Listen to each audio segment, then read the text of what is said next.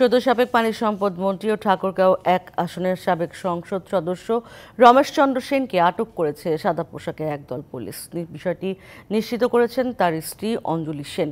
তিনি বলেন, সাদা পোশাকে ১০ থেকে ১৫ জনের একটি দল এসে শুক্রবার রাতে তাকে তুলে নিয়ে যায়। তবে তাকে কোথায় নিয়ে যাওয়া হচ্ছে এ বিষয়ে তার পরিবারকে কিছু জানায়নি। এ বিষয়ে ঠাকুরগাঁও পুলিশের পক্ষ থেকে কোনো জবাব পাওয়া যায়নি। তবে অসমর্থিত একটি সূত্র বলছে, ঢাকা থেকে ডিবি পুলিশের একটি দল ঠাকুরগাঁওয়ে এসে রুহিয়ার বাড়ি থেকে রমেশ চন্দ্র সেনকে ঢাকার উদ্দেশ্যে নিয়ে গেছে। সে তো দুর্নীতি কিছু করে নাই, সবাইকে উপকার করছে। কেন তোমরা কোথায় নিয়ে যাচ্ছ বলো?